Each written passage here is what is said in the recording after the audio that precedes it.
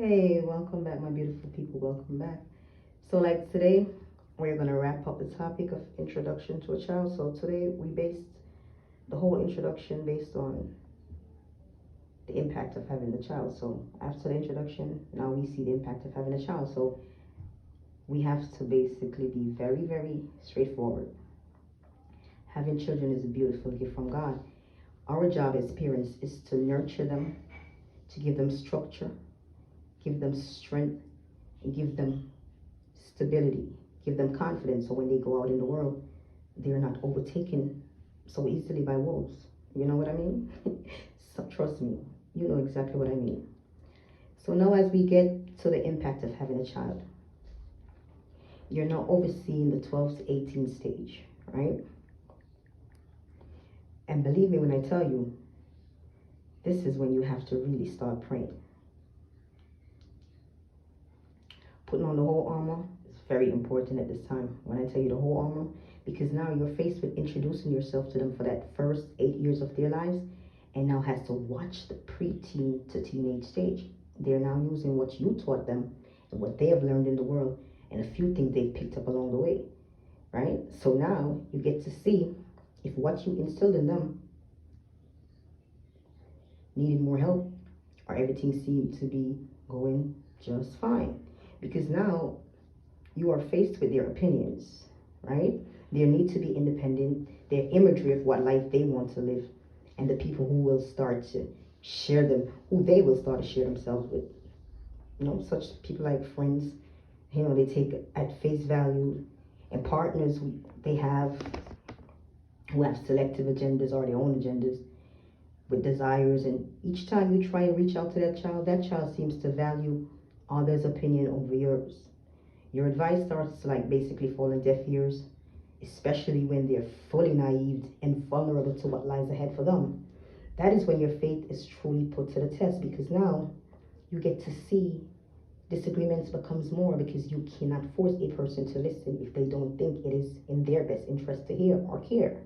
So yes, the stress level gets pretty high pretty fast, because now you're faced with the younger version of yourself and what to do, because no matter how you look at it, love has boundaries, morals, and discipline. So you trying to use anger or force to get their attention is only going to force them to become more rebellious and start becoming more disrespectful. And that will really anger your spirit and make you feel like a failure. You start to feel like, yo, what did I do wrong? Even starting to question your own self. And yes, people, when these emotions comes in, I swear, God is going to be the only rock on which you can stand. Yeah. Because when these feelings of disappointments, betrayals, ungratefulness, feeling hated by that child, like feel like what situation has been presented to you, crying all the time, misunderstanding, selfish behaviors, hateful outbursts, happy times, rough times,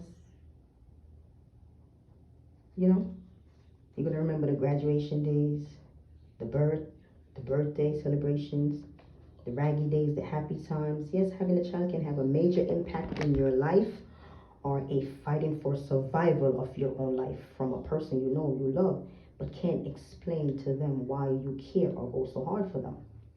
Well, I'm going to tell you something. That's the same way we as children behave when God instructs us on how to live. We continue to do whatever pleases us.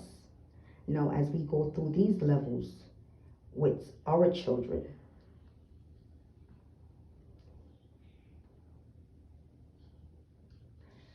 while getting to know them, just remember, it is the same way God feels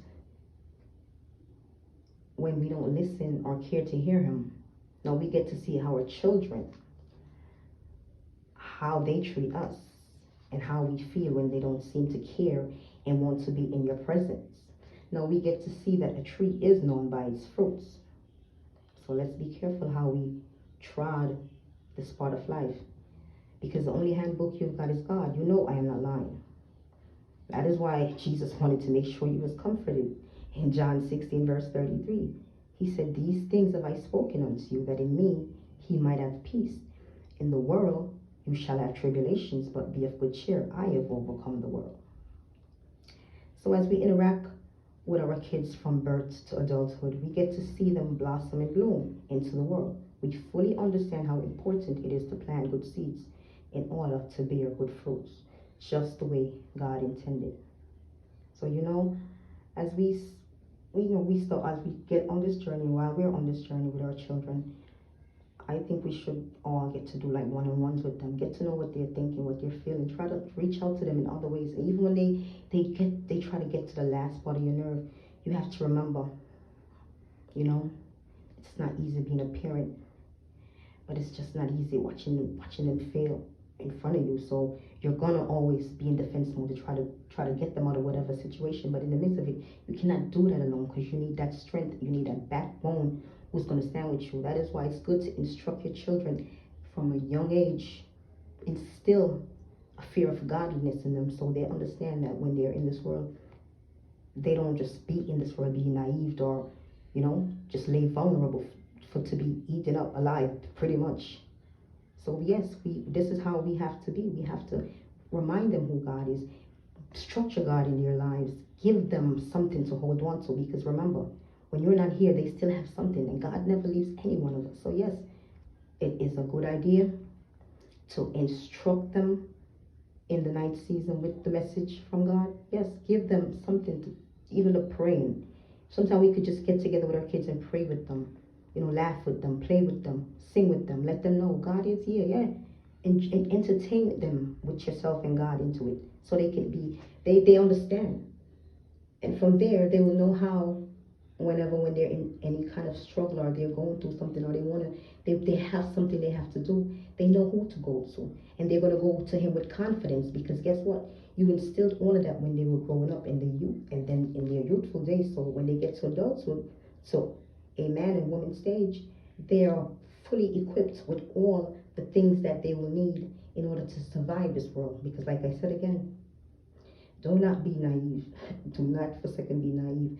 But your job as a parent is to protect your children, and in order to do so with a full understanding of what we're getting ourselves into, it's best to keep God as a navigation system, to give us that continual push, to give us that continual strength, to help us to overcome what lies ahead. Because raising a child, you don't know what the next 10 years look like.